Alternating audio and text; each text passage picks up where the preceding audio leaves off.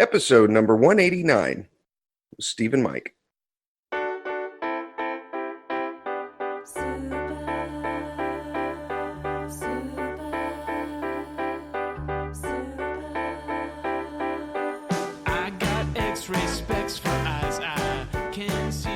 Welcome to the Heads Up Poker Podcast.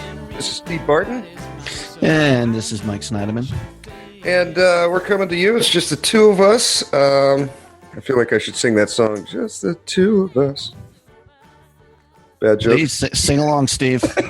I woke up. I'm tired. I don't have enough energy to mock you for your lack of singing talent. Actually, were you up late playing? Yeah, not too late. I think I got back about 2 a.m.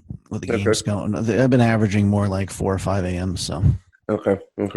Yeah, I was up until about 2 o'clock last night too. I'm meeting with you this morning caused me to leave early, which probably saved me money because I leave up $1,000 and don't stay when I'm tired. So yeah, that's good. Good. I made you some money. Thank you, Stephen. Yes, you're welcome. So where are you at as far as like hours? And we're recording today on the 21st, so we're about 2/3. What the goal? Oh yeah, I told you I was going to play more than 200 hours this month. Yeah. This is the new reality, Steve. I don't even know if I want to go. I no longer have any Bitcoin. I've got like 1/8 of a Bitcoin. Okay. And I should be suicidal. I will be in 6 months when it gets to 30,000. I don't think so. But I was going to say I have not been checking my Blockfolio. I used to do that like every 5 minutes. So I'm hoping the price stabilizes for the year and I can get back online and make some money. But anyways, this is germane to my my new grinding plan. The new reality is, since I'm not going to have some sort of Hail Mary windfall here, is just I have to work long hours and just like real discipline and just try to slowly grind up a little bit of a life roll, because right now it's really on the edge here. But anyways, yeah, I told you, Steve, I think I said at least 200 a month. Yeah. And let me see what I have done this month. 157 hours so far. Okay. So that's 2/3 of the month. So basically I'm on, Yeah, I'm on target for well over 200 there. Yeah. And although, like I said, we were talking, I might go to Vegas next week. I might meet you as well. We'll have to see. Yeah, I'm kind of it's going to be a busy weekend for me if I do that, because I'm working Monday through Thursday. So I'll get in the plane Friday morning, fly out there. I got to handle some paperwork, just shit with the ex. But hopefully that'll be all wrapped up and I can get that done by Friday afternoon. And then WSOP online. So I'd be out there Friday, Saturday, and then I'd have to fly home Sunday morning and then drive down to San Diego, ironically, Sunday night. I got a training thing with work down there. But I don't know. That sounds like a lot of work to play a couple tournaments, but you always have fun in Vegas. So. Yeah. So WSOP online, I've never played on there. How does it, you have to physically be located in Nevada, right? Well, or New Jersey. People can play in this series because they now have a coordinated player pool. But this is their first ever, you know what the circuit events are, right? That's what we went to in Tahoe. Yeah. This is their first ever online circuit event where you get a ring if you win. Really? And you get, player of the year, you get points towards their, whatever they call it, their national championship. Okay. Yeah. It's, I looked at the results of their first few events and I did see a fair number of pros that I recognize. Okay. So maybe this will be, I still don't think still think the field's softer than at your average weekend ACR tournament, probably. Yeah. But there's going to be a lot of grinders, but it's fun. It's different. I think the main event is Sunday, so you would miss that. But that's probably, from your perspective, maybe too big a buy-in. You would not like to spend $500 in one tournament.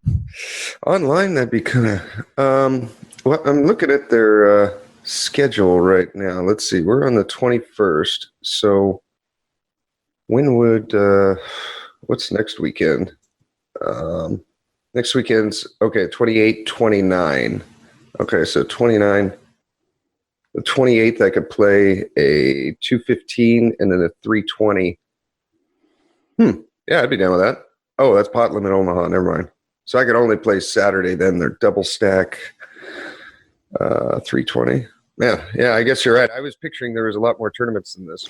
No, there's one. It's just like a regular circuit. There's one event every day where you can win. I mean, I'm sure they have probably fairly loaded schedules since people are playing this. Like they probably have a 25K, $50 buy-in, 100K with a $200 buy-in. I'm sure they have got a lot of other stuff going on, but okay, but these are just the ring events. Okay, well, I could play the one ring event and then probably play the side events. Well, you got a hotel room, Stevie, if you're coming up. Although I think, talking about what I'm talking about, the new reality. I've had a pretty good month here. I've made $60 an hour over all those hours. Wow, good for you. At 2.5 with a 600 cap, so that's near the top of the results, I guess. Yeah. So if I told myself if I have like a 3K week between here and Wednesday, over the next 6 days or whatever, I'm going to let myself go there. But if I have a losing week or a break-even week, I'm going to stick around and just cancel the hotel at the last minute. So, okay. Sorry about that, to be flaky if you make plans, but there is a chance. So if I fly out there and then you're just not at the Harris, then I know. Well, either way, you got a hotel room, Steve. I don't have to cancel, actually. Okay. All right. Well, we'll play it by ear. So yeah, after my speeches about never returning to Vegas ever again, I could be this. It's just the opportunity's too juicy. Yeah. And that's it, Steve. I got to work hopefully 2,000 hours a year, and I can make my money to survive here, and then at some point take my shots and have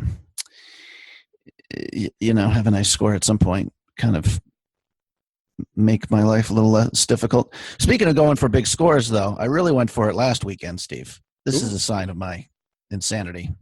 Oh, 2 weeks ago, I don't know. If you saw, I final tabled the main of the weekend major on the ACR. Okay. And I got 5th place for like 7,500. Nice. First was like 29K. I was close. I was very short of the final. I twitched that. I had a few people in the stream for that. And then, I took it off for Bitcoin. And last weekend, they had a $1 million tournament with a $2,650 buy-in. Wow. That's pretty steep. Yeah. And I wasn't even going to play it. I tried to satellite in a couple times, and I didn't make it. So finally, I said, fuck this. I want to play. And I put money on there. And I ended up firing 3 bullets into it. Into the 2,650? Yeah. Oh, fuck. Yeah, that was not a good decision. So, so that was like a Bitcoin and a half at the time, Steve. So we'll see again. Everything comes back to Bitcoin. Like if Bitcoin goes to 30,000 of the year, then that was the way I look at it. I blew almost $50,000 this weekend. Well, I guess that's one way of looking at it. Yeah. I like putting things in the most dramatically negative way, Steve. Yes, you do. So again, if I just, live cash, Steve, is just the lowest varying. I mean, I sort of have the blueprint, which I've talked about for over a year, which is the live cash guy who grinds tournaments on Sundays. Yeah.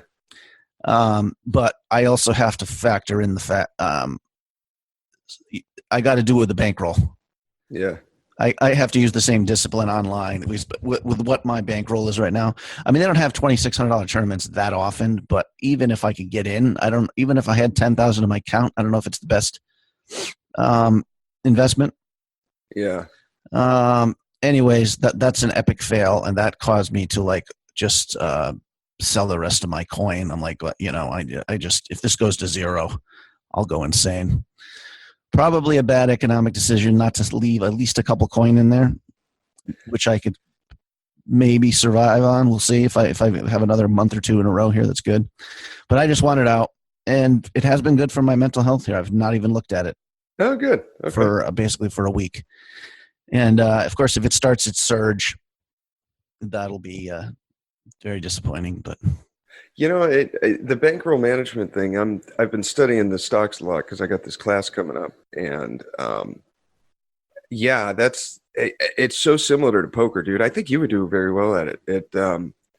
and their number one thing, just like in poker, that is, it's like Phil Hellmuth says, if you don't have bankroll management, then, you can't win in the long run, no matter how good you are. And it's the same thing with stocks, exactly the same. Like I'm listening to these books and these guys are like, yeah, don't risk any more than 1% of your bankroll on one trade.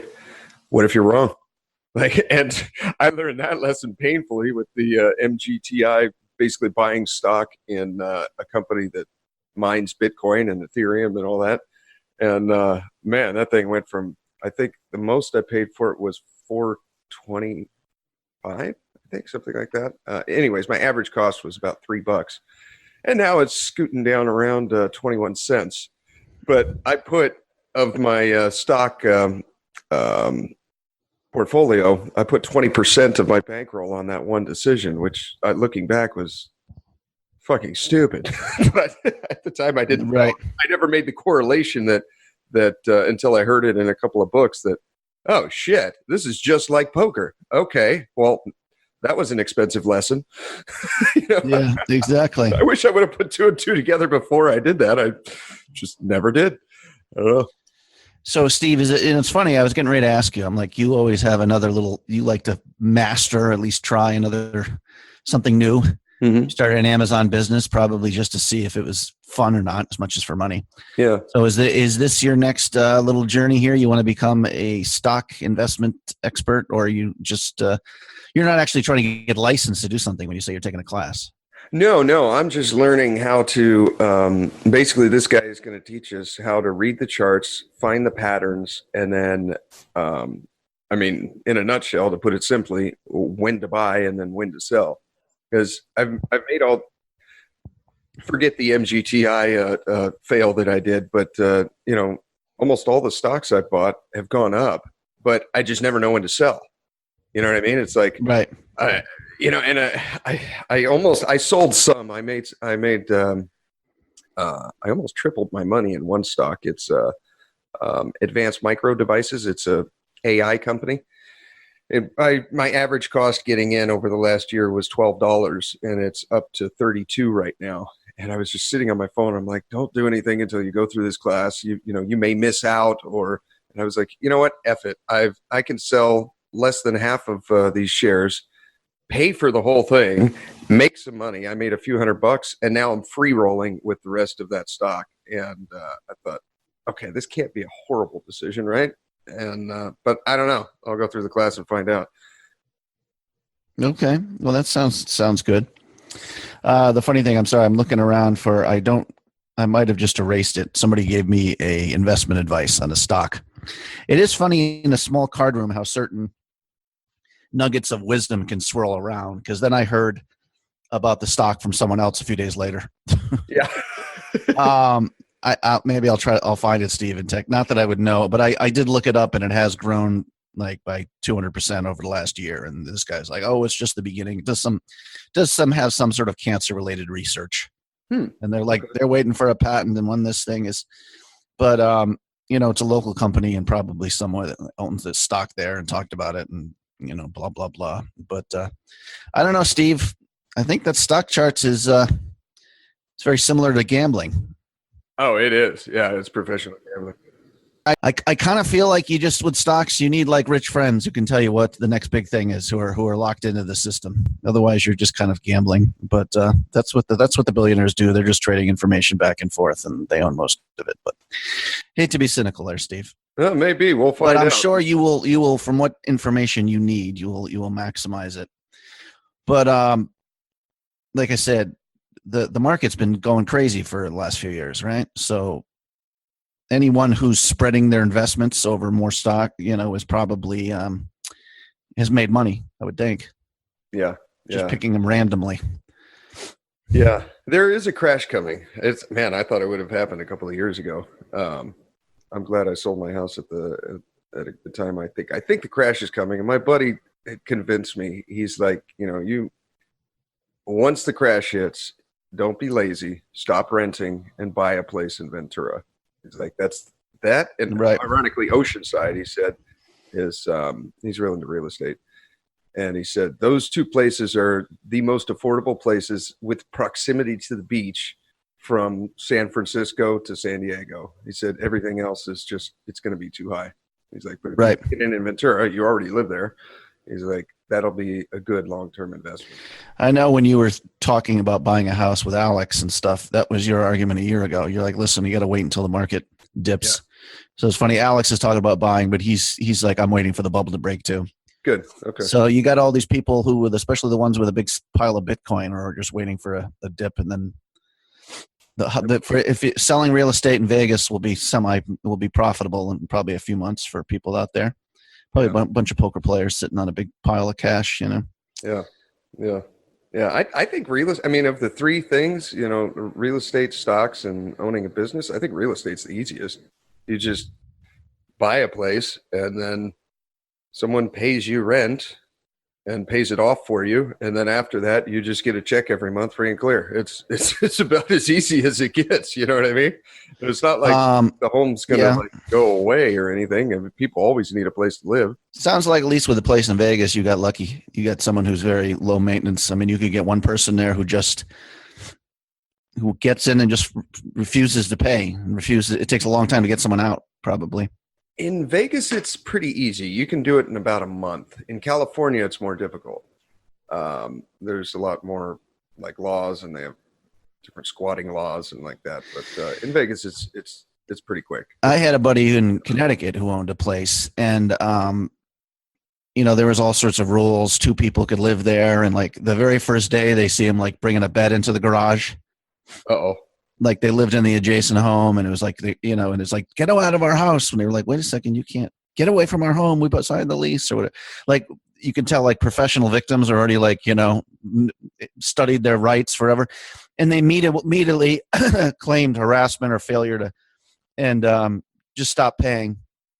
And I want to say it took over 6 months to get them out, and you actually had to pay them to get out. Wow. Like that was part of the negotiation. Okay, if you leave by July 1st, I'll give you your security deposit back in a month or something like that. So it was a big hassle, and there was like 6 months or more where no money at all from the property. My folks had I remember as a kid, they bought a rental property, and it kind of put a bitter taste in their mouth about real estate for that. And it took me 15 years later getting a rental property and then getting another one, and then get their feet back into it. I said, okay, we'll buy this next one halfers. You know, you guys own half and I own half, and maybe that'll kind of get you back into it. And it did. After that, now they've got a couple other places in Vegas. But yeah, they had a horror story I'll never forget. This guy moved in. He seemed real nice. I even remember his name, Steve Wagner. And after about 6 months, he was one of these professional victims like you're talking about. And so he knew the law to a T. And so he knew that if he paid exactly 1/3 of the rent each month, that you can't evict him, or whatever the law was at that time. This was back in the 90s. And it took about 6 months. And finally, once my dad had jumped through all the hoops, then he showed up 6 months later with a policeman and said, okay, you got 20 minutes, however long it takes me to change all these locks to get your shit out. And so the guy got most of his belongings, that he wanted out of there, and then that was it. Lock the house. You always get a victory in these things if you're the owner, but so you get that sweetness at the end to see some asshole leaving your house. But it is a pain in the butt at the very least. Yeah. But in Vegas, it's not like that. Like I had a tenant. Boy, this lady was a nightmare. Turned out she was Section 8, like government subsidized. Sure. So basically, she only had to pay $130 a month, and then the government paid the extra $700 or whatever for rent. And oh man, I had no idea she was a drug addict or any of this. And she was flushing needles down the toilet, and it was just bad. How was she in bed, Steve? Oh god. Oh, okay. Just curious. It's so nasty. I mean, she's got to pay up somehow if she doesn't have cash for rent. Oh yeah.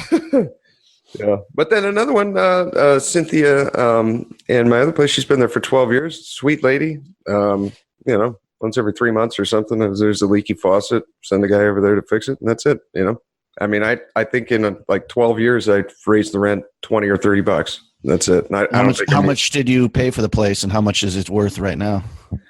Let's see. I paid what did I pay? 106 for it. Now it's probably worth, I don't know, 130, 140 or something, but it's paid off. And I basically, after property management and everything, I get $500 a month. Just to check. I would think it would have appreciated more in that time. That's not a huge bump, but it is a nice safe investment, like you said, because if you sell it, you just, man, that's a deposit almost on $1 million home there, Steve. You could really be pimping now. I could. I don't want to sell it. First of all, because it's basically just $6,000 a year for doing nothing. And it's my contingency plan just in case the shit hit the fan and I had to completely start over from scratch.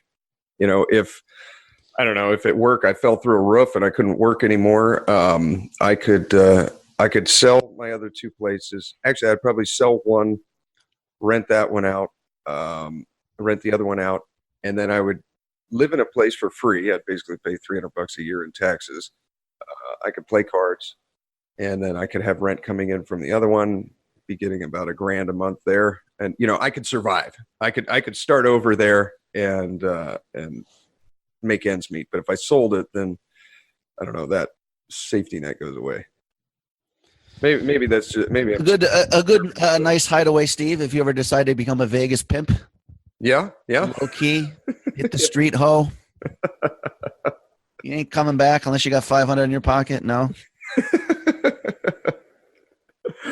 Yeah, but I don't know. I guess that is an option. I could sell it, but I really don't want to. I think I'll just keep it for. It's weird, Steve. Even anywhere occupying your brain is like this is my backup plan. This is my desperate plan. I didn't think you could even imagine scenarios where you're not continually growing professionally and financially. But I guess somewhere behind, maybe I've helped you here, Steve. Catastrophe is always out there, man. Just constantly implanting doubt into my mind. I mean, we all love your childlike glee and your laughter, Steve. But there needs to be some balance there, maybe. Yes. What else is new here? I don't know. I haven't been doing. I got to give myself a pretty poor grade for sticking up with the diet here. I've got to. I don't know if you remember. I lost 20 pounds in a month. Yeah. And I've probably put on I don't even want to get back on the scale. I was up 3 or 4 pounds from my low about a week ago, and I haven't stepped on because I know I'm a few more pounds. I'm pretty good about not eating in the morning till I'm really truly hungry, and I'm eating a lot, but I have avoided the red meat for whatever that's worth. What you have Audible, right, where you can listen to books? Yeah. You got to listen to 4 Hour Body. I've been doing that program, and in there's diet and exercise. Actually, he even goes pretty detailed into how to please women sexually. That section is very interesting.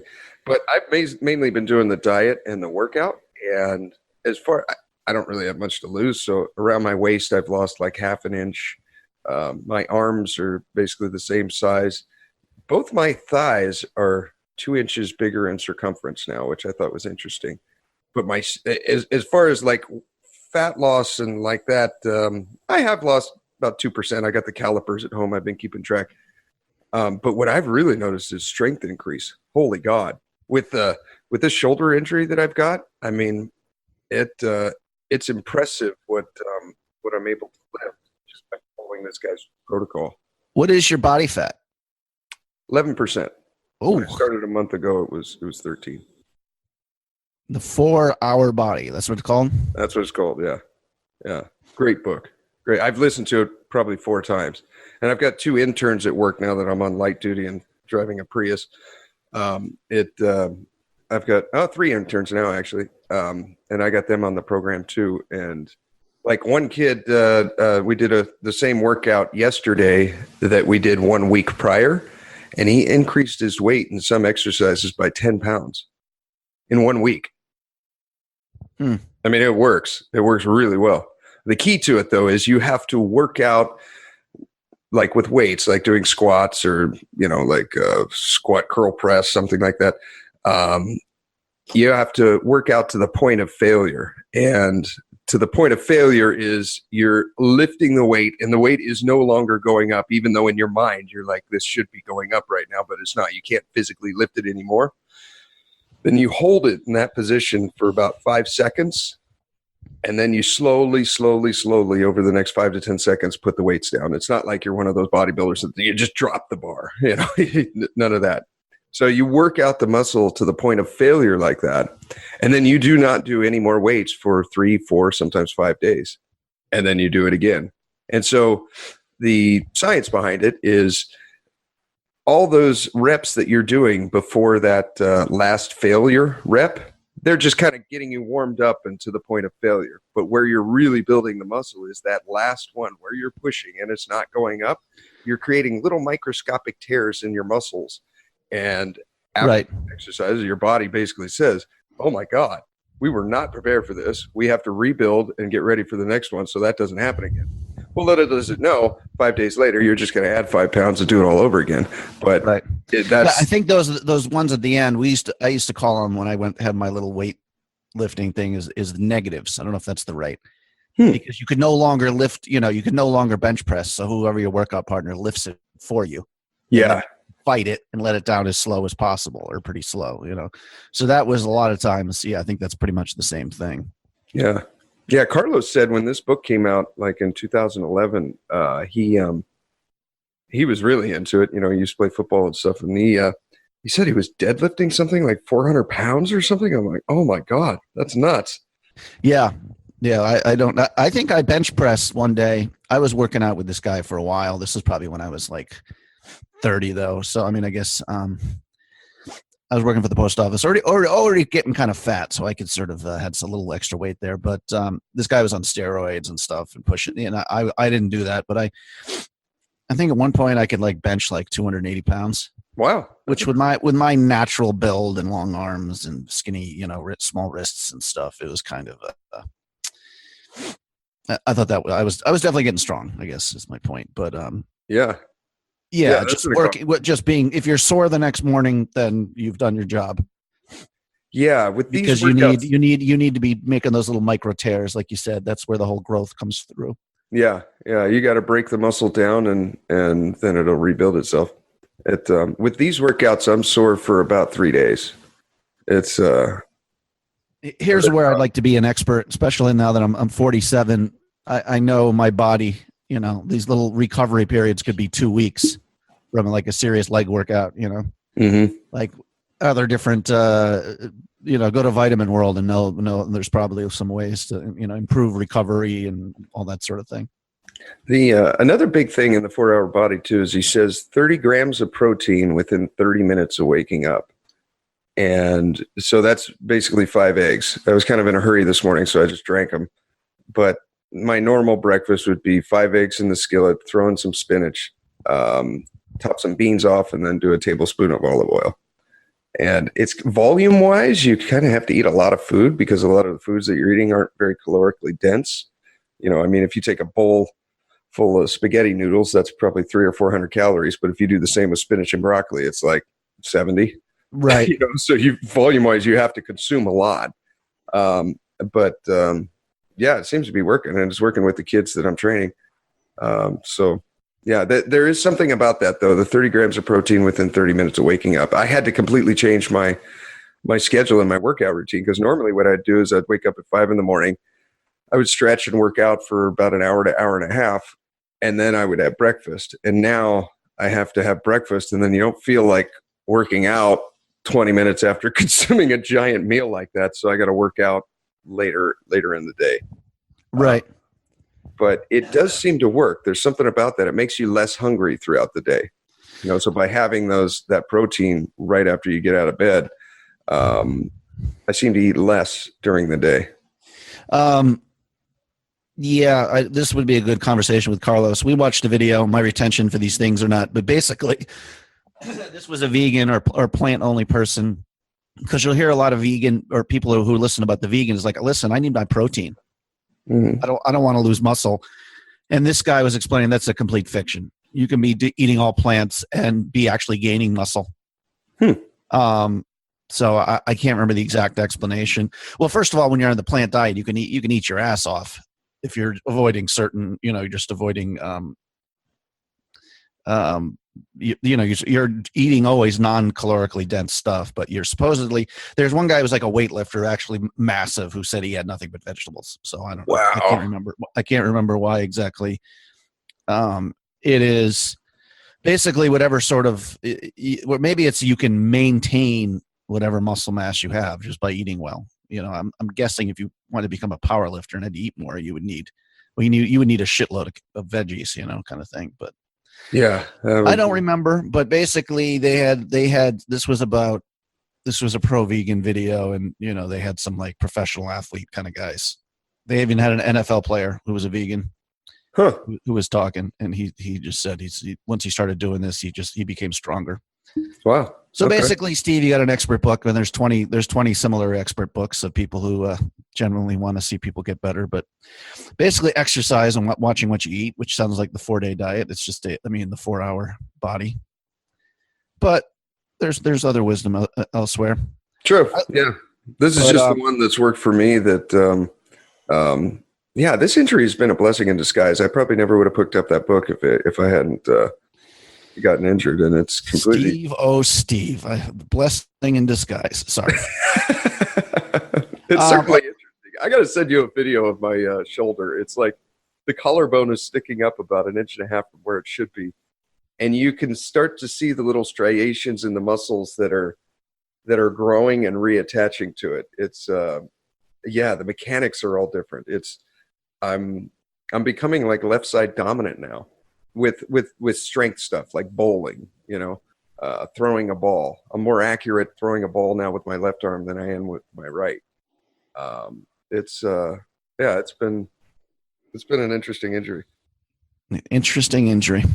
Yeah. God, Steve, I wish I had your cheery attitude. I got to shave it in my arm. Yeah, it's all out of place, but you can. Well, that's a good. Steve, we almost went by there. You mentioned quickly you have some business to take care of with your ex. Yes. I assume this is the lawyers taking care of business. This isn't you guys getting on the phone to figure something out. No, this is paperwork on the back end. That you know what it is. It's no different than dealing with the DMV. It's like I keep sending paperwork to try to close shit out, and oh well, you can't fax it. Oh, okay. Well, what form do you need it in? We need it in a scanned email. All right, scan all the stuff, send it over there. Don't hear anything from 2 weeks. Yeah, we're still processing. Oh, you can't email it. Oh, what the fuck?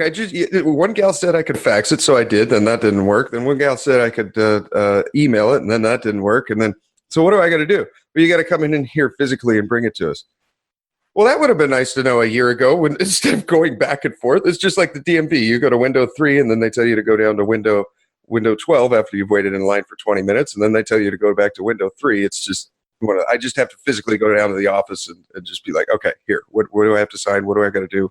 What do I got to? She hasn't sent some sort of curveball, like hired a forensic accountant who claims that you lied on this form. No. I haven't heard from her in 6 months. This is just on my end, wrapping up some paperwork, and and I'm basically dealing with the DMV to do it. It's what it boils down to. Steve, we haven't really gone into the details of it. We can do it now of her, where we both pretty strongly believe that she was trying to poison you. You know what? Let me wrap up this paperwork first, and then we'll air it all out. But, it is, all the details are fascinating. Just she's living in the house, and you're. Yeah, bizarre. One of the most stressful times of my life. Someone trying to kill you? Yes. Yeah. And having to live with them. It was 2020, and you were right. I should have taken that bottle, had it tested, had my blood drawn, and maybe that would have. Maybe I could. Yeah, at the time you were you were more focused on.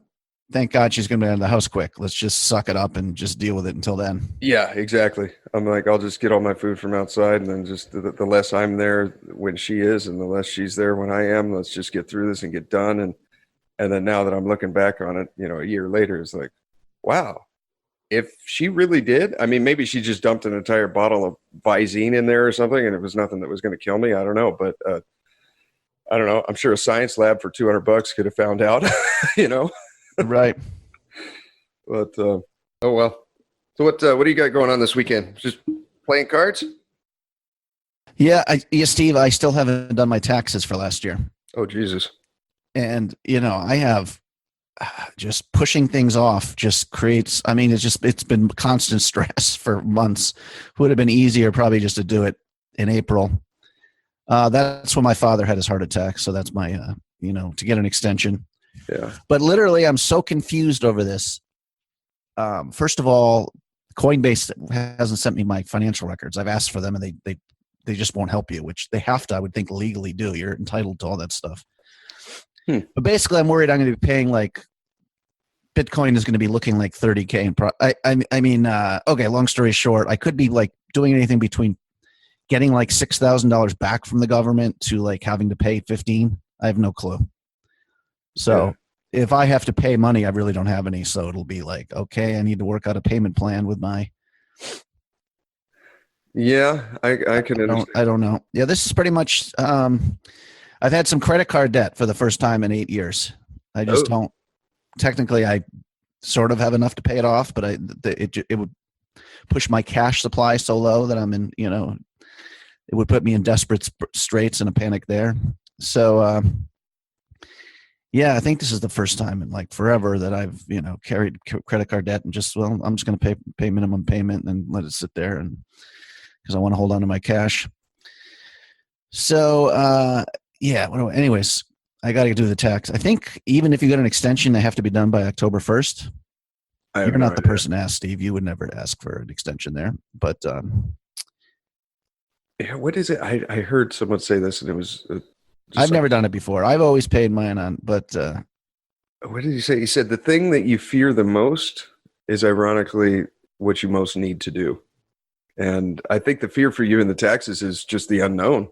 You like you said, you could be getting back $6,000, or you could have to pay 15. You just don't know, but at least getting it done, you'll know.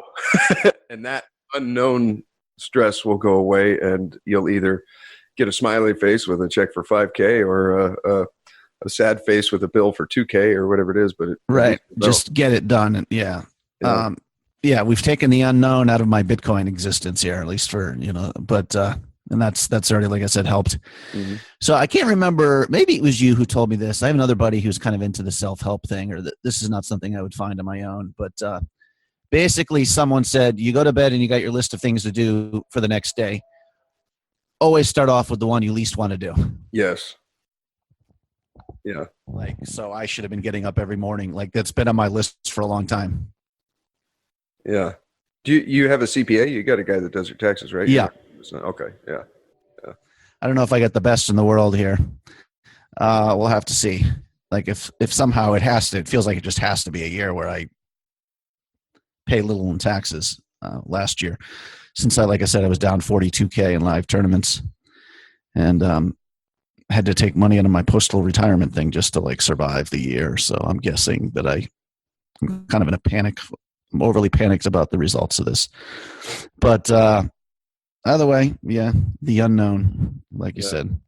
I do that every night before I go to bed. I make a list for the next day, and I'm staring at it now, actually. After we're done, I can check off the podcast on the list. Tell Mike he's a loser, and then you have in parentheses, gently. Thank you, Steve, for being so detailed in your note taking. I'm trying to lighten your load, though. So, what else do I want to talk about? The other thing, Steve, we've been talking about me trying to get a woman here, and it's funny. I went to lunch the other day with Alex, and I was telling about how I'm talking about how I get a woman, and I'll get into this in a second. But he's like, "Well, why don't you just make that a job for the year, like making money at poker? Like it's going to spend." He's like, "Well, women don't care about losing the weight. You're fine there and your looks, but this is about your confidence. So you need to lose the weight, and then you got to invest X number of hours a week in finding a woman, whatever the best, however breaking down that time is. Maybe I'll talk about that in a second with you, but." how did I start the conversation? I wanted to say something else about women. Getting a girl? I don't know. I'm all over the place as usual, Steve here. But yeah, take kind of a businessman approach to there. And I don't know what that would be. The online thing, Steve, I kind of do that like 2 hours a month, maybe. No, not even 30 minutes a month. Someone's talking about online dating at the poker table, and I pull out my Tinder app and swipe a few. And I don't think I've gotten a result yet. Okay. A return. So it's funny. I had one woman there who was. I said, "Can you look at this? What's wrong with my profile here?" Mm-hmm. And I had kind of one picture with me, but you want to show that you're social, like that you have you're not a solitary man, which of course I pretty much am. But I like showed a picture of Greece. Oh, he's traveled, probably get some money, and I got a picture with my son, of course, good father, which is all true. Mm-hmm. Then I have a picture of me in a poker trophy. Like that's the gem of the one. I think looks pretty cool because I say professional poker player. Yeah. And this woman's like, "Oh, you need to take that down immediately." Really? And she's like, women are really terrified of men who are gambling, especially, like an older woman. She's not going to want it. I'm like, well, this is how I am going to play poker tournaments every year. I like fucking trophies. What can I tell you? Yeah. But if it's preventing you from getting that initial contact stuff done, maybe she was just projecting her own fear. That's possible. But, I understand. Steve, you're still going after the young chicks. They just want to have fun, right? I don't know. I mean, yeah, I am attracted to younger women, but I've found I don't know, after a little while, you kind of realize that they're just in a completely different world. It's a different generation. Right. You and I grew up, before the internet even existed, and to them, they don't even know that. They can't imagine not having an internet or a smartphone, or to go out and leave your phone in the car while the two of you are on a date is just terrifying to them. Right. I mean, let's just put it this way: a younger woman would if you said you're a professional poker player, would be like, "Whoa, cool! Can you teach me to play?" Yeah. Where an older woman's like, "Well, how do you pay for health insurance? Do you own your home?" So I think the older women are more into the practical stuff. So the poker thing does not have, I don't know. That's my little theory on it there. Maybe this is just a justification for going after younger women. Barton-esque view. But it is kind of, I'm kind of the man child anyways, which like I said, younger women kind of find fun, and interesting. And yeah. Older women are just especially women who've already had children. 47, you look like you're in your mid-30s. So right. But also, yeah, personality-wise, a very festive man, Steve, as you've seen in personal. Oh, yes. But what was I going to say here? I just think for older women, they're especially if they've had kids, they're like, I've already had a child, for God's sakes. I'm not going to really deal with, this guy bouncing around like he's, a 14-year-old. Anyway, Steve, don't be, the 6 hours a week. Let's just say that's the number. I don't know where I came up with that. I don't really like bars, but I have my bar friend. That would be a good investment to at least 2 or 3 times a month, go out to a bar with him. Right. Yeah. I like the day game, as the pickup people say, right? That's really hard to develop for most men. Isn't it? I mean, most people are just, because it takes a little more courage than just getting online, or when you've had a couple drinks, where it's a naturally festive, where if you're in a bar, people are naturally going to talk to each other. Yeah. And online is pretty, any half coward can get in there and just type something. But just to approach women at the grocery store during the day, Steve, that takes an extra level of confidence, doesn't it? It does, yeah. But once you get past it, I think it's the easiest one to do, because when you're in Target and you see a woman that you're attracted to, it's, once you get over that initial fear, just walk over and say, "How's your day going?" And you immediately scream of confidence too, because like I said, it is probably more difficult for people to make social contact in that, Yeah, I think you just got to get it into your head that 7 or 8 out of 10 times, she's not going to be interested. She's going to be married or have a boyfriend or she's just not feeling it. Okay, well, 2 or 3 times out of 10, it does work, and you might get her phone number. So, Right. Even when they're not interested, I still feel like it's a good experience because it's at least now you can walk out of Target knowing that the one girl that you were attracted to in there you approached and you found out she had a boyfriend, and so nothing was going to happen anyways. At least you know. But when you walk out of Target and you're like, damn it, I am never going to see that girl again. And I mean, that feeling, like, to me is just, it sucks, so at least and it's good for her too. It's a string of confidence when she goes back to her boyfriend that night. She's like, this guy was interested in me in the Target, and so it kind of builds her up too, even if she is, taken. Right. Yeah. We'll see. I have an excuse to kind of be in a holding pattern before I aggressively pursue the wife thing. But if I want a wife, Steve, and it is cruel to say, I also want a wife for companionship principle. But if I'm going to keep playing poker, man, it would help to have someone to share some rent with. Yeah. You don't have to get married to it. Right. But it is a woman who's going to, she's not going to be changing me. Let's put it that way. Not that you can change anybody. Yeah. But change on their own. if you're saying my daddy can get you a job, I mean, no, this is, I love this schedule now. Play with my kid during the day, go to work at 6 a.m., at 6 p.m., come back at 3 a.m., watch a movie. Yeah. Get high. It really is just, I get to be a college freshman again, pretty much. Pretty much. I mean, just loafing around and. Yeah. I haven't noticed with the poker thing though, with the older women, most of them now. I'm in a different situation because about 15% of my income for the year comes from playing cards. For you, it's 100. So maybe that doesn't like trigger the gambling thing in them. I don't know. After my ex, I realized that if a woman has problems with professional gambling or gambling at all, then I just look at that as a red flag. Like, we're not compatible, because for now until the day I die, I mean, if I'm a betting man and I am, I'm going to be gambling for my entire life. If I see an edge, how can I not bet it? Right. Yeah, I think a lot of it, maybe just men and women are different. Like, if there's been a couple times where there's like a couple I start talking to, and this actually happened just a little while ago when Jonah did his manners camp. I forget what it was called. I don't know if we talked about Jonah doing that, where you learn how to set a plate and how to waltz and pull out chairs for ladies and all that kind of stuff. Oh, geez, I could use there was a couple there. They're probably in their 30s and talking with the guy about a professional. I play poker for a living, and you could tell he's a guy who's a businessman. You could tell by his car and everything. He probably makes $500,000 a year. Okay, but his job in his mind is hard. Where poker players, we're kids having fun, Yeah.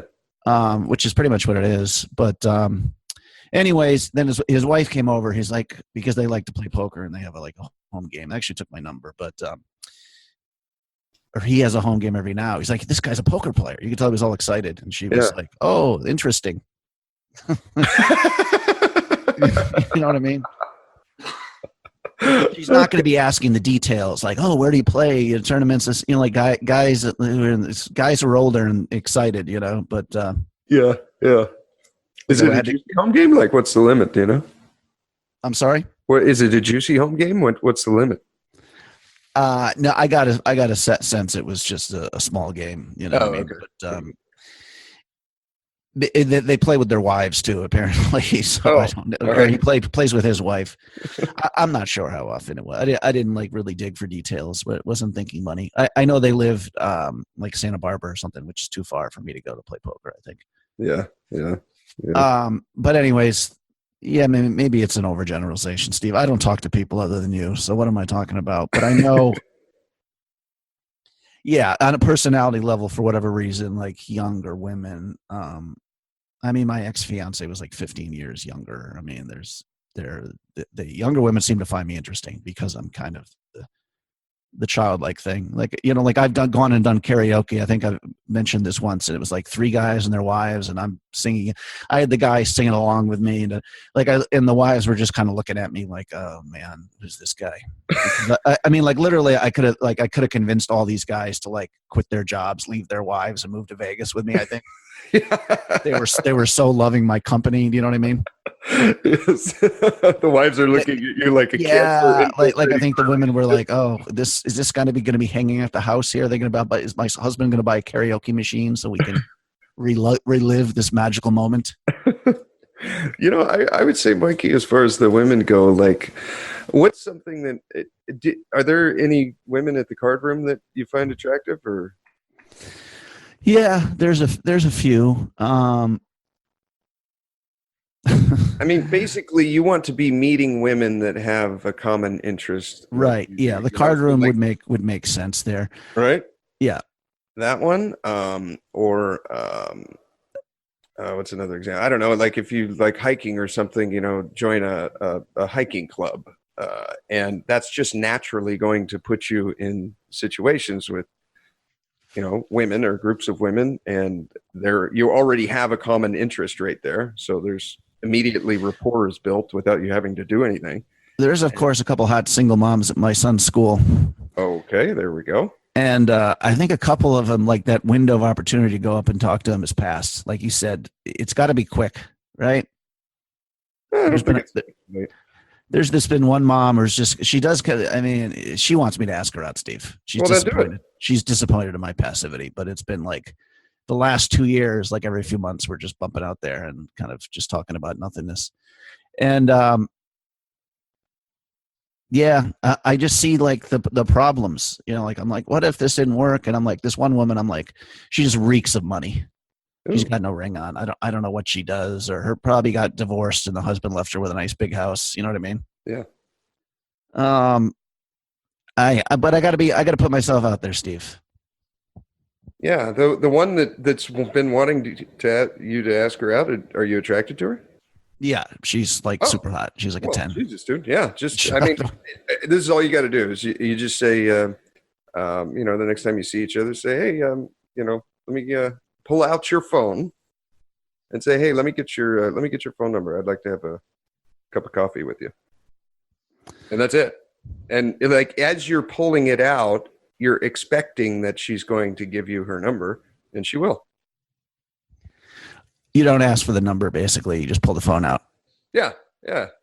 Just quick little small talk and say, hey, Jonah and I got to run. But what's your phone number? I'd like to see you over a cup of coffee or something. Yeah, those are the two natural. I want to at some point have my friend Paloma on, who's a masseuse there, and we hang out. She's real interesting, and she can talk about her side of it. But yeah, we had a big hubbubaloo the other day. This was a slow burn. Kind of has to deal with women. There's one woman there. I was like, Paloma thinks this is humor, but she's obviously, I don't know. She is funny, but there was a woman there who was attractive, and I said to Paloma, "Oh my goodness," I was playing poker with her. So Paloma, like, later that night, they're in the bar because Paloma's very socially skilled. She'll go up and she'll make friends with somebody right away. And she's like, "Oh, don't worry, Rampage. I got this. I'm going to take care of this." Or I forget. Like within a day of me telling her this, like she's like, "Okay, I told this woman you loved her. She's a little freaked out."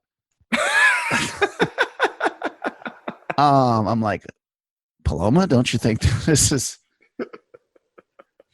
Isn't that a little bit of a stalker creepy vibe? I'm sure I did that on my own, but yeah, it's just I should thank her for just killing off any chance right there, because I would have ended up embarrassing myself, which I did anyways. But oh, that's funny. Yeah, rather than trying to make it difficult, like I'm going to go to hang out at the high end stores at X and X, to a certain mall, and I can't leave until I get one phone number or something like that. That would be probably. But are you looking for an exercise to do to kind of? I guess so. Yeah. Well, like I said, I was arbitrarily just saying, let's say 6 hours a week, and how would you spend that time? And like going out one night a week would be the obvious one. Yeah. And then the question is, how much do I want to work on my, my live game or my online game or whatever? Yeah. Okay. So what exercises are good, Steve? Just to break the, like I said, it was just meeting women was just so easy when I was for a long time. Yeah. Well, you got I would meet them at the gym a lot too. While I mean, that part of your life kind of suffered, you know. Yeah, I don't know, just good looking guy. Well, a lot of time you're working at bars and there's just, there's alcohol and like everyone who works at bars, like all the waitresses and everyone just have like a fun, they just don't want the real world. Kind of like the card room, frankly. Yeah. Although they're all drunk all the time. So there's that. And then, online when Match.com first came out, man, I was on fire on that shit. Yeah. I would recommend, like 6 hours might be Low. I was going to say high, but if you got 6 hours to do, then F it, that's great. I would say now this is just for me and maybe for you too. I think it's not very efficient on Tinder and Bumble and those. Like you end up finding that you just spend an entire hour swiping and texting 4 girls and you didn't even get a phone number out of it, or you did and then they don't even answer. And it's like, okay, if I was in Target or the mall, I could have gotten several phone numbers and actually met them in person and see if you have, okay. You know what I'm saying? I think it's more efficient to do it. I think my humor comes off better in person and, Yeah. Yeah, I think that's what to do though. But like I did, I told you, Steve, I had sex with 3 Match.com girls in one day, right? Wow. No, that's an accomplishment. Yeah, since I might never get laid again, I have to throw that out in the universe. I want my son to hear that one day. Okay, cool. Yeah. Noted. But well, I could go into great detail if you want there, Steve. No. What was I going to say about live breakfast, versus lunch, and dinner, all from Match.com. Yeah, no, one of them, I mean, was the night we did it in the morning. She was the night before. Okay. And she was some young chick who worked at Starbucks. I mean, I was probably like 32 at the time, and she was young. And then the next woman came down from like 45 minutes a day drove like 45. I think she drove from Spartanburg. I can't remember the geography, but she came down for the day. We went to the beach, mm-hmm. and ended up hooking up with her. Mm-hmm. And then this chick went home, and I was pretty much calling it a night. But another one I was connecting with wanted to like hang out that night. I'm like, well, I'm doing laundry and cleaning but you're cleaning my place, but you're welcome to come over. Yeah. And we ended up hooking up too. Yes.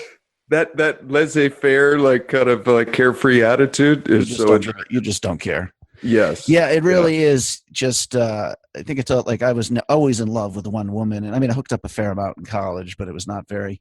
In the first summer after college, when I went to live on Martha's Vineyard, where there's just so many women around, like I was just blowing them off. Hey, let's go here. Let me meet you here tomorrow. Mm-hmm. Like I did a couple of those where I just forgot about it. Yep. Yeah. You know what I mean? Or I had to work late and I'm like, this was pre-cell phone too. Mm-hmm. I think 93 or whatever. So it's like, I can't, I'd feel bad, but I blow a woman. They'd always come and find me. You know what I mean? Yeah. Because no one ever does that. Right. Or you get a woman's number, but you just don't call her, whatever it is, Mm-hmm. So, yeah, I don't know. It's hard for me to get back in that. I don't give a shit mode because it's such because I do. And it's you just feel like you get older, you don't want to play games, but I guess you still got to play games. And I play games. Putting yourself in situations. For example, I went to a beer festival last weekend here in downtown. And there was a cute gal. I ended up getting her phone number. I haven't called her. I guess I should. I suppose maybe once a week I just kind of run through the algorithm and get a phone number just to kind of maybe know that I still got it. Yep. And I think there's something to that because it is a skill and it can be learned and it can be forgotten too if you don't use it enough. But if you just go to the mall, I mean, this is what I would do when I was teaching this stuff. Go to the mall and just walk up to the girl that, she's looking at clothes on the on the hanger, like just kind of walk by, look at her, take a dress and like hold it up to her and then put it back on the rack, not saying anything, and then take another one, hold it up to her, put it back, something like that, just to create like a funny dynamic, and then it's just like, hey, I was walking by the store and I saw you. I really have to go, but I'd like to see you again. Pull out your phone. What's your phone number? And then that'll teach you that, Jesus, girls will just give out their phone number like instantly. Right. And so that makes you, then when you've got one that you're, maybe you got 10 girls and you're all attracted and you're attracted to each one, but there's that one out of those 10 that you're like, wow, that girl is just dazzling. That way you don't choke in that moment because you've run this process through the computer so many times, it's just natural. That makes sense, Steve. You might have to come down for a visit here and force me to it. Bring your gun. Mike, do you like your kneecaps? Okay. Well, you've got 2 hours to get 2 phone numbers. We should do that. Is there like a fun place in Oceanside where we could go where there would be a lot of, I used to teach this stuff and I kid you not, there'd be 5 of us and one guy would have a camera filming the whole thing. And, it still amazes me that women would, maybe they would see it and it was so far out of their reality. Like, is this actually happening? And this one guy's talking to me. 4 guys are standing 2 feet behind him and one of them has a camera. And they still, a lot of the guys, one of them ended up getting a girlfriend from that exact scenario. It's like, wow. So it works. And there's something too, like, hey, I got to go. But I saw you and I'd like to see you again. What's your number? What's your name? Okay, I'll give you a call. And then like later on that date, just text her or whatever and then give her a call that day or the next or whatever. Some guys say to wait like a few days. I think by then, especially with those quick interactions, you kind of have to start texting or calling pretty quickly or they're just going to forget. Yeah, Target makes sense. Those kind of big stores where there's lots of aisles. Yeah. There's places to hide after you embarrass yourself. Yeah. Hopefully a big bucket of beach balls somewhere I can step behind. Yeah, I don't know where the best place with. Obviously there's, depending on the time of year, you can go down to the pier and the beach and that sort of thing. And there's jogging everywhere. Okay. Running around. If I were fit and not fat, I couldn't. I don't know, Steve. I still think the bar is the easiest one because I'm just used to that. But I force myself to go out once a week. My time to go out will be tomorrow. That'll be my cheat day, and the bar is it's definitely easy because everyone has already gone out to be social. That's kind of their purpose. But there is something about the supermarket too because it's unexpected, and I think every woman kind of has a little bit of a fantasy of just meeting their man in a random scenario like that. It's like when women are out shopping, they're kind of foraging. Right. And they're out looking for little items to bring back to their nest or to bring back to their family. And if you meet a scenario like that, it's they don't have. Will you approach anybody you're attracted to, or do you want like that millisecond where the woman is kind of locking eyes with you and giving you an in? I do kind of, initially when you're learning it, it's just any woman that you're attracted to. But now I wait for her to kind of tell me, and they'll do it with their eyes. Right. You lock eyes and then you keep looking at them until they look away. And there's kind of a timing to it too. When you lock eyes and she locks with you, then you slowly start to smile. And if she's feeling it, she will as well. When she looks away, then I walk up. And wow. Okay. Another one too, the other signs, if she's showing her neck, if she's kind of like flipping her hair, to send out those pheromones and that smell. If she like looks at you and then kind of does the back turn, like she turns her back to you, ironically, that's like a green light. It's I don't know if what they're doing is like showing you their body, but that I've always read as a green light, and I've yet to disprove it. And all this takes a second and a half, but Steve has every millisecond of the transaction here. You've got it figured out what it means. There's something too, like when you're at one end of the bar and a woman's at the other end of the bar, and you lock eyes and you do the little smile, and she kind of smiles and looks down at her drink, and then you get up and you start walking over to her, and then she looks back at where you were, and there's an empty bar stool, and 2 seconds later you're standing right next to her and you give her a cheers with your beer glass. Like, that is so uncommon with men. Most guys would look over, see her, and then probably look away before she does, and then look back a minute later, and then look back, and then now all you're doing is just creeping her out. She's like, oh God. Right. You know, I'm reading this book right now. Oh, dude, you got to read this book. Oh, a woman told me about it, actually. And she's like, honey, you got to read this book.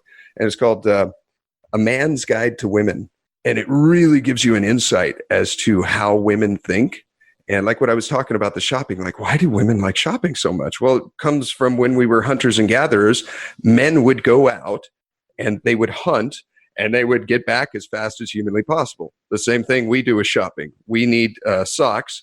We go to the closest place that's going to have the cheapest socks. You walk in, you find it, you grab it, you kill it, and you get out. You know, women were gatherers. So they would leave the camp with their basket, and they would go forage. And they would come back with berries. They would come back with maybe stuff that they could make clothes out of. Like, they never knew what it was that they were going to find, but they would go out foraging and looking for it. So that's what shopping is to them. And they would do it in groups, so they would be safer. And if there was a saber-toothed tiger there would be 8 women to fight it off instead of only one by herself. It's a really, really interesting book. I might even start with that, dude. Listen to that one. Man's Guide to Women. Well, I do recognize the come talk to me look, or at least you have an opening where she's interested. Yeah. So that's a good start, probably. Yeah. That one I see still quite a bit too. So I should not throw in the towel here, but I think it is. I need a wife here, Steve, for selfish, practical reasons, and for companionship reasons. It's probably not entirely healthy, the life I live here. I don't want a wife. I want, I do want a partner. I want a companion. It is fun to come home, and there's something about being in one committed relationship where you're focused on learning that one person instead of a game. You know, I do like that a lot, and it's fun. But I'm certainly not ready to get married yet. Well, no, I wouldn't recommend that to you. But yeah, I would like to have a girlfriend, and maybe not living together just yet, but something committed and long term would be. Well, there's no hurry for you, Stephen. No, there's not. So what women have you? Anybody new on that the last few weeks? I know you just said you got a phone number, but we haven't talked to her yet. No, I'm probably not even going to call her. I think that was more so practice for me. She lives way down in LA, and whatever. But although she was a dance instructor, which I thought would be interesting, because I really like dancing. But no, nothing really. There's. Well, you don't have to share this information, Steve. If there's a special lady, you don't have to talk about your. You have to give us all the details after you bang her, because we're entitled to that now, Steve. We've got to know you a little bit. I have a couple options, and they're all interesting. One more than others, but we'll see. We'll see how it goes. I open up and tell you everything, Steve. And all you have for me is I've got options. Does of course the ex-wife doesn't have any family living here or anything like that? No. There's not any little sisters or cousins you could bang? No. Okay. No. Nor would I want to.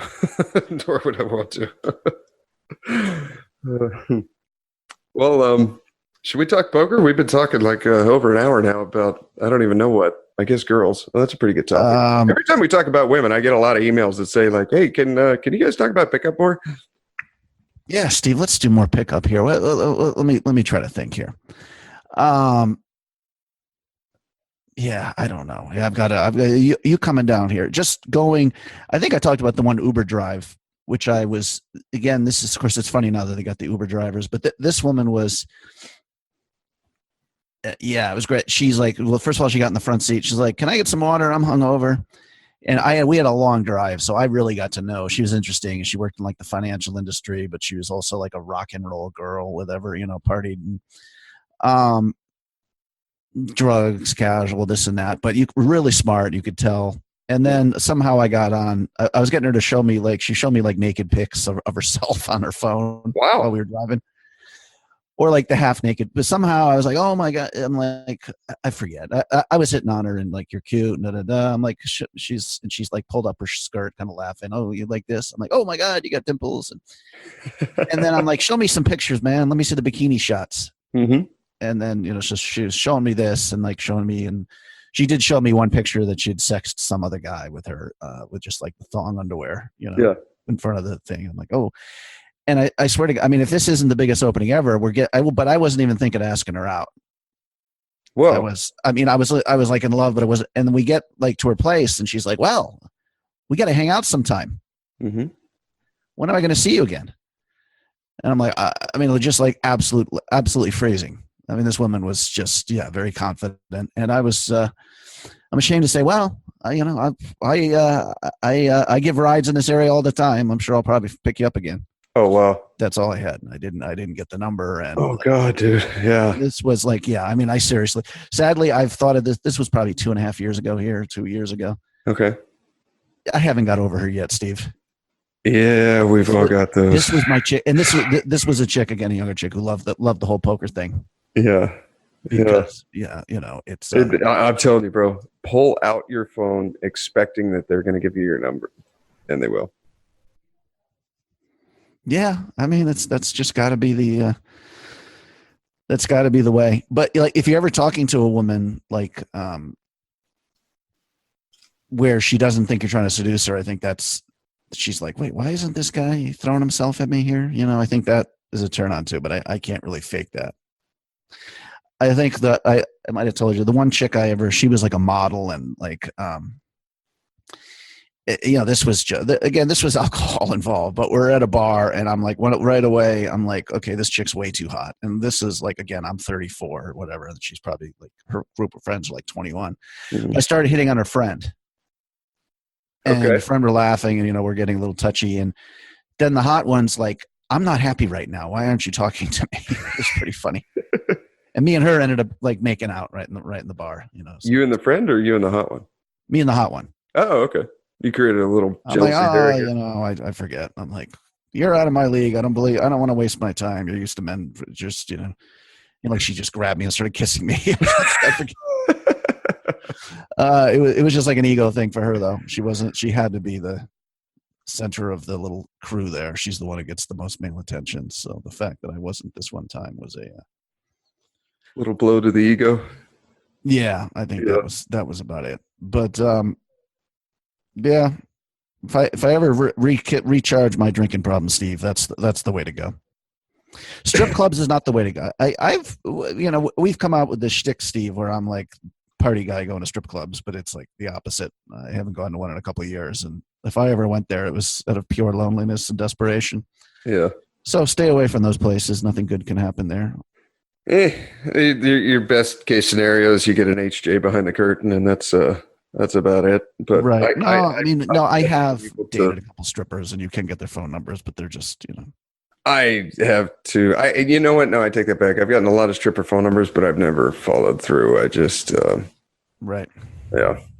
They're bad people. I hate to judge, but for the most part, they really are. I think they've just been dealt a bad hand, and they're dealing with it the best they can. Most of them have kids, and that's why they're doing it. It's rare that you meet one that's actually like paying their way through dentist school or something with it. Sure. It's stupid.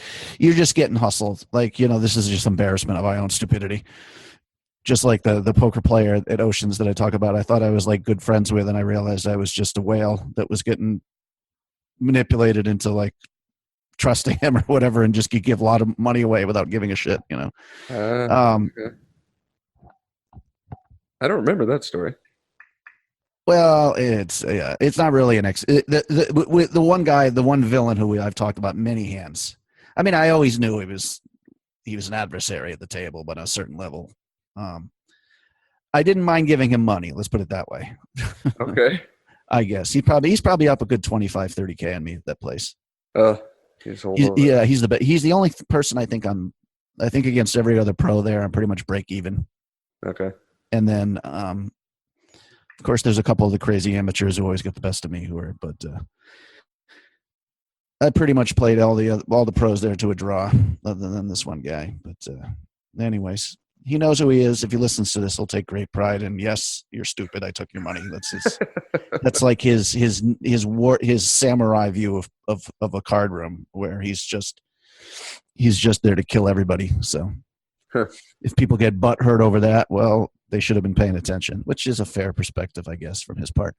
I'm sorry, Steve. I need some more PUA stuff. I got to get organized before this stuff here.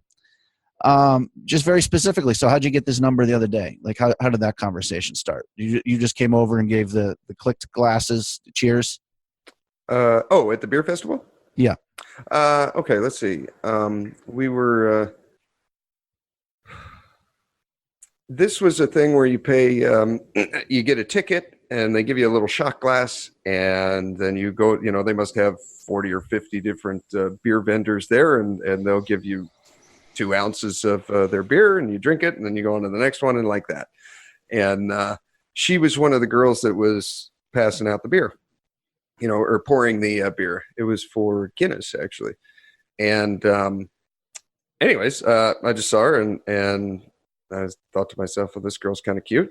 And so I got the beer, and then the one she gave me, I didn't really care for. So I was like, oh, can I get the other Guinness? I guess Guinness makes like a golden lager or something. And to me, It tasted terrible.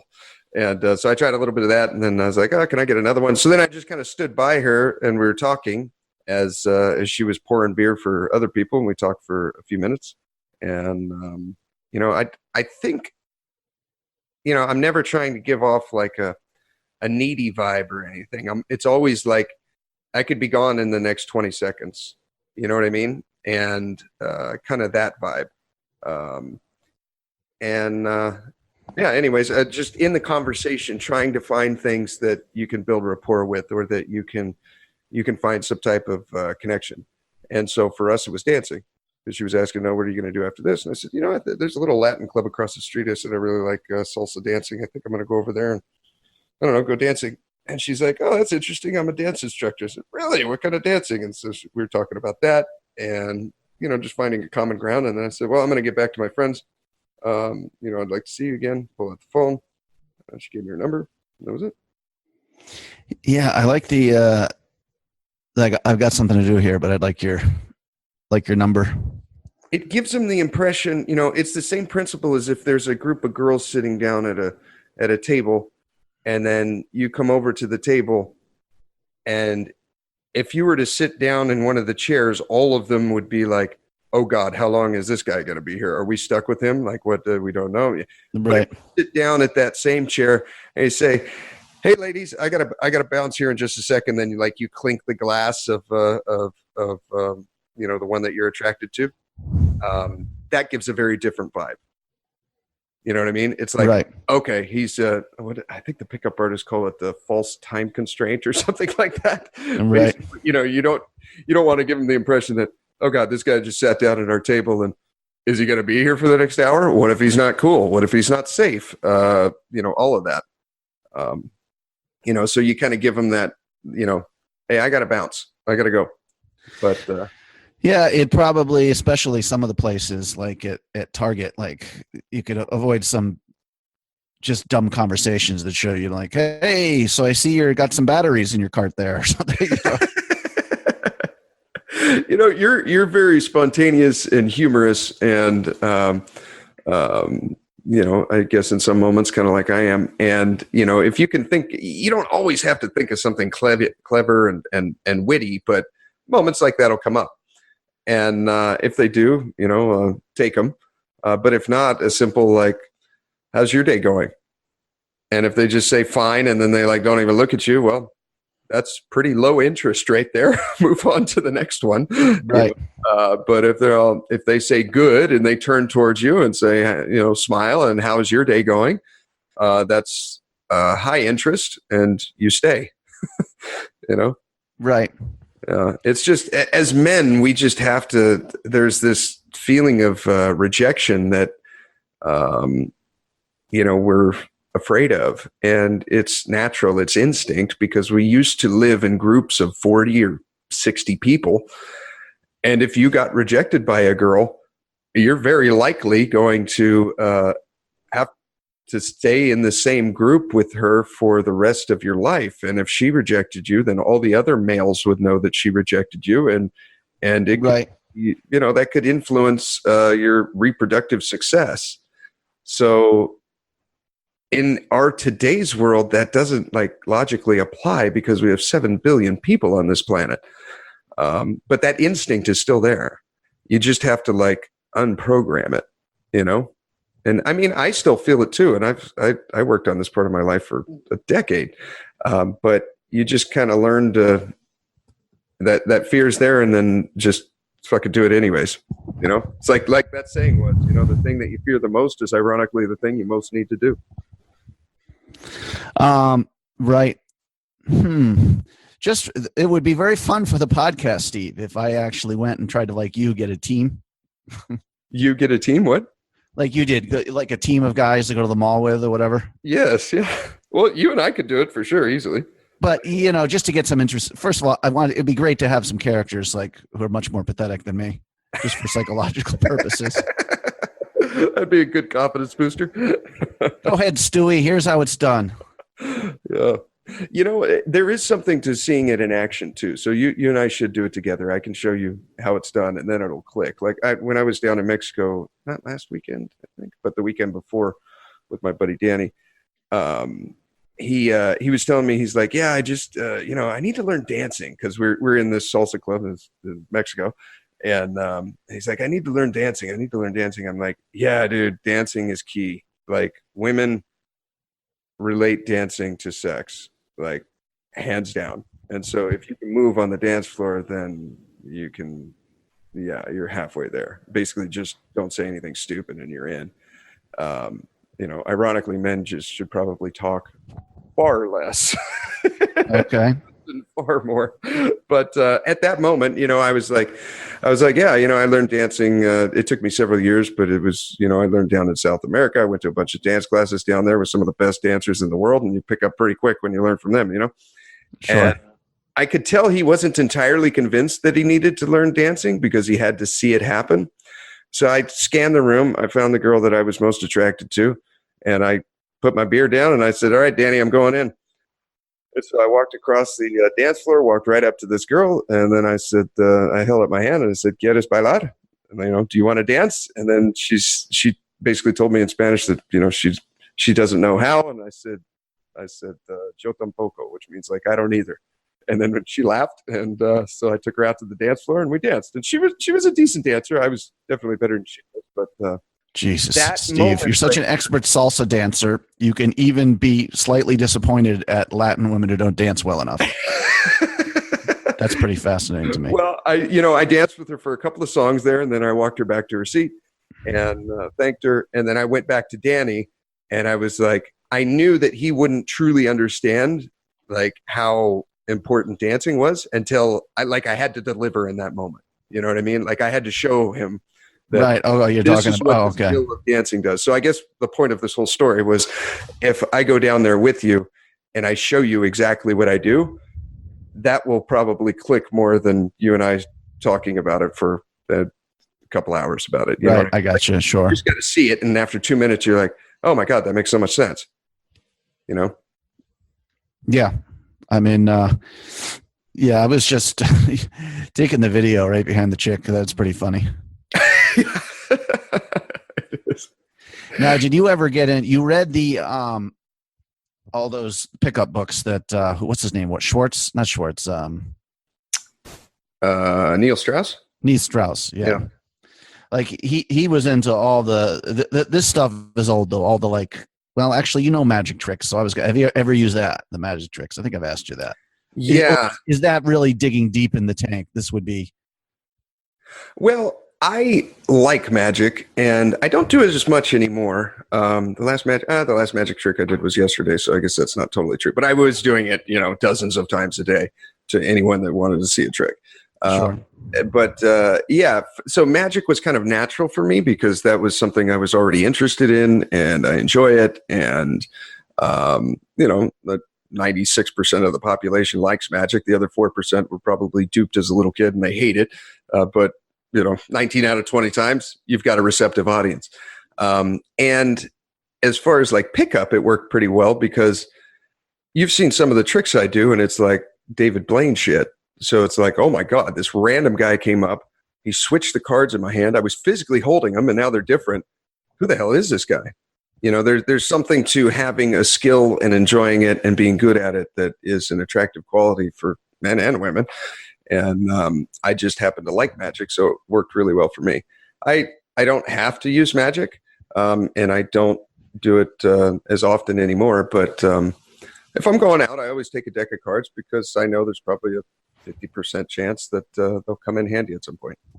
In a group setting or something. It allowed me an easy in to be able to approach a group of women with like maybe the one security guard guy, the guy friend that's been their friend for 5 years and just waiting for, someday she's gonna realize that I'm the one and she's gonna like me, realizing that he's in the friend zone and he's never gonna get out. Right. It gives you an in to that crowd.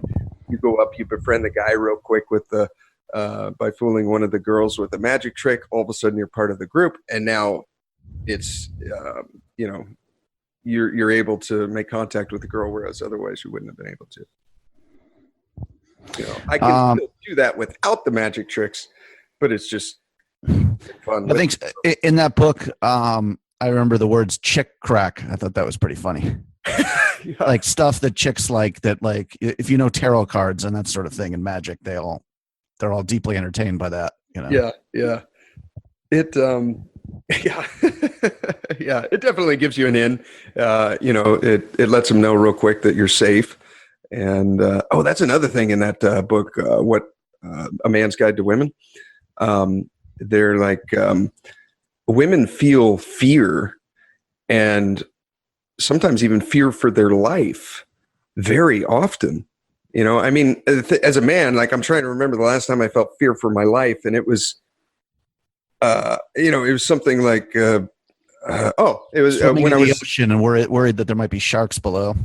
Okay, that could be one. The one that's coming to my mind now was I was I guess I was lost in a fire. I was in a house fire, and I thought I was lost. It only lasted about 30 seconds, but I was like, this could really be it, So that was the last time that I felt real fear. But women will feel this all the time when they're walking across like a dark parking lot. They'll feel fear like that when they see a creepy guy at the bar. The guy that basically stares at her 8 times and doesn't go over and say hello, they feel real fear. So safety is like a huge concern among women that men just naturally don't feel as often. Oh, okay. I thought you were going to say the opposite, is terrify them and take over. No. Okay. No, I didn't actually. Doing things like, scaring your girlfriend twice a day, like by popping around the corner, probably not the best thing to build attraction, And I look back and I'm like, oh my God, I did that so many times. Poor thing. Because they feel fear more than we do, and it lasts longer. For us, when we feel fear, we usually turn it into anger. And, think about the last time a guy cut you off. Like, what the hell? What an asshole. Like, you feel anger. They feel fear, and then if you react to that even more, like by honking or something, now they're afraid of you.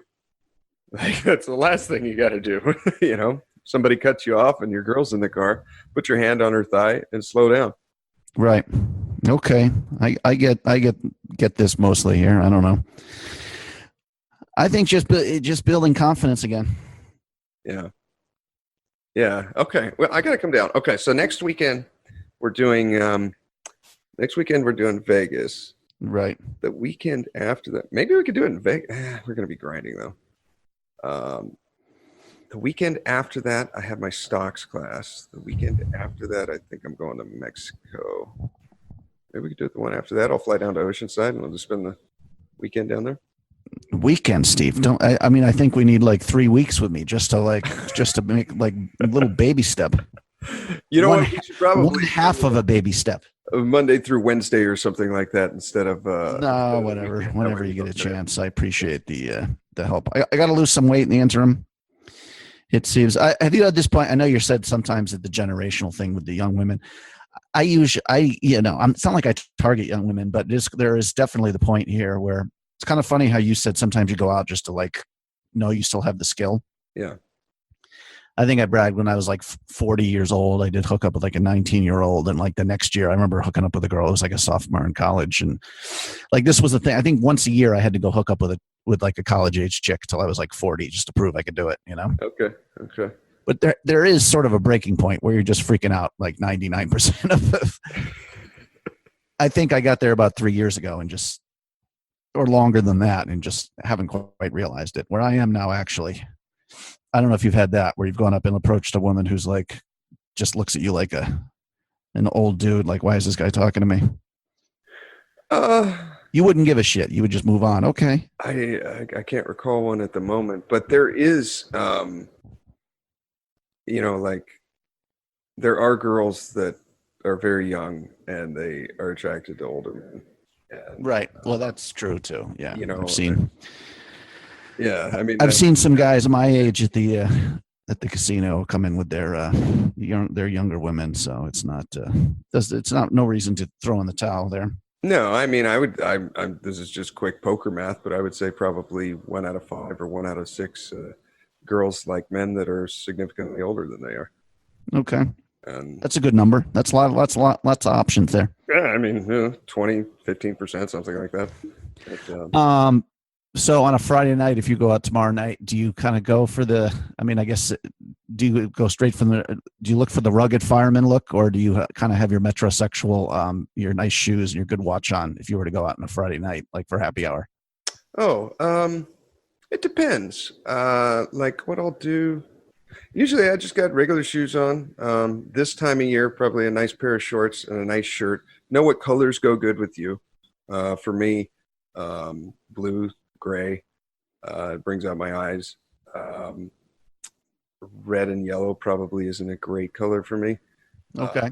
But blues and grays. Yeah. So dress nice, be, well kempt, look like, you've had a haircut in the last couple weeks. If you haven't, then at least trim around your neck so you don't have the werewolf coming up on your neck, and throw on a shave, or sometimes I'll just run the clippers over my beard if I haven't shaved in several days, so I kind of got the 5 o'clock shadow look.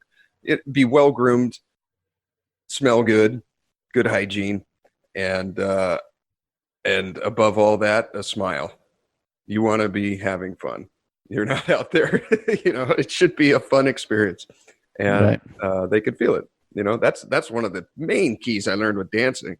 Smile. You may be self-conscious and you may be offbeat a tiny bit, but if you got a cheeser on your face, then, they're having fun and you're having fun. Poker, dancing, flying, hunting. Steve, you do it all, man. Cooking. The cooking thing we haven't talked about. You got to actually get a date for that, but that is gold. That I can. You don't have to explain that to me. I know that would be a huge turn on for women. Yeah. The cooking is a big one. Just have one meal that you can make well, and that'll be more than enough. Yeah. Did you is your I think you've said before your original favorite pickup artist was David D'Angelo? He's the one that I absorbed the most material from, but ironically, a lot of the material that he put out was from other pickup artists. So he would he was basically a master marketer, and Okay. he would get these guys to come in, and he would say, we'll do this interview, and I'll give you 20% or whatever he did. I don't know what his deal was, but every month he would just have different systems and interviews with guys, and I learned a lot from him. Yeah, he was a good one. If you're looking for material, what's the best one? You know what? Honestly, dude, remember you were asking me about the meditation hypnosis thing? Right. I would look up a guy who has a meditation system for picking up women, and specifically for approaching women that you're attracted to. And so you listen to this enough times, I don't know, it may take a week, it may take 2 weeks or whatever, but just do it every night before you go to sleep or after lunch or whatever works for you. And it'll start programming your computer to just naturally walk up and talk to women that you're attracted to, and to not do that with women that you're not attracted to. And because I think that's a common problem too, is a lot of guys are like, oh, well, she's too hot for me, so I got to go for this one, even though I'm not really attracted to her. Like, the hot one would never go for me. Well, you don't know that. Like, I remember I had a kid that was Indian, and he's like, yeah, well, blondes just don't like Indians. I'm all, what?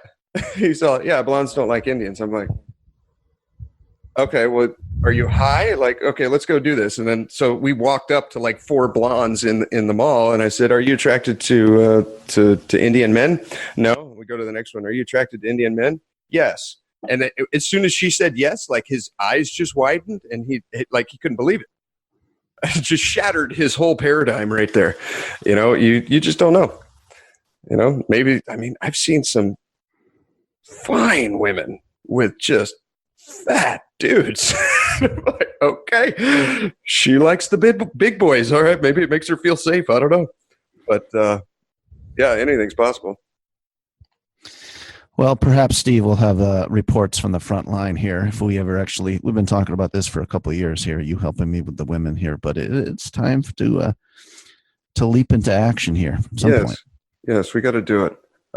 Maybe if we both bust a tournament Friday night or something, we'll just go out to the mall in Vegas or something, and we can run it there. Okay, Stevie.